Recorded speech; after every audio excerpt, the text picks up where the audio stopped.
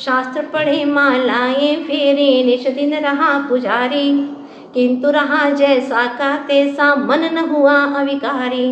60 वर्ष की उम्र हो गई पर संयम ना जागा, सच तो यह कह देना होगा जीवन रहा अभागा। अशुभात निवृत्ति शुभे प्रवृत्ति इति संयमः। अशुभ से निवृत्ति करो, शुभ में प्रवृत्ति करो, ये व्यवहार संयम धर्म का लक्षण है।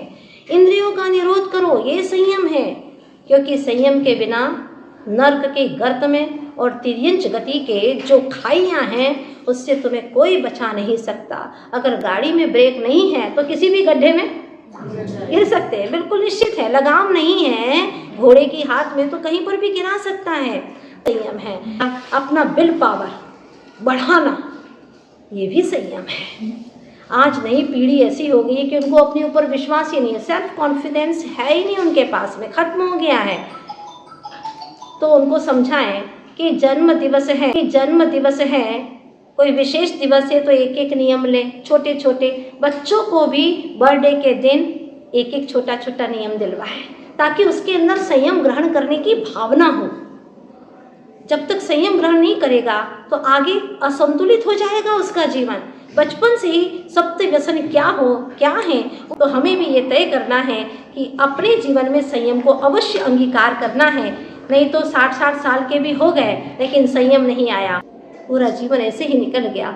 अब संयम ग्रहण करने की भावना ही नहीं होती है उसको। तो आज यही कहना है कि सत्य को पाना ही पर्याप्त नहीं है, सत्य के हीरे को सुरक्षित करना है तो संयम की तिजोरी भी ला करके रखनी पड़ेगी, तभी सत्य का हीरा सुरक्षित रह पाएगा। क्योंकि संयम की पटरी पर ही जब जीवन की गाड़ी चलती है ना, तो परमात्मा के स्टेशन तक पहुंचती है और हमारा जो सत्य का हीरा है वो जगमगाने लग जाता है।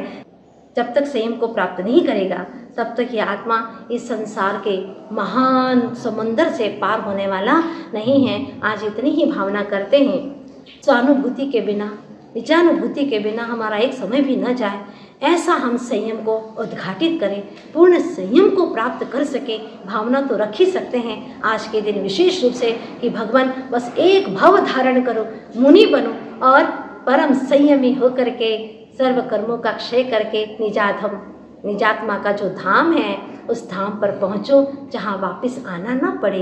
इसी शुभ भावनाओं के साथ में उत्तम संयम धर्म की परम संयमी आचार्य गुरुवर श्री विद्यासागर जी महाराज की 10 लक्षण महापर्व की जय।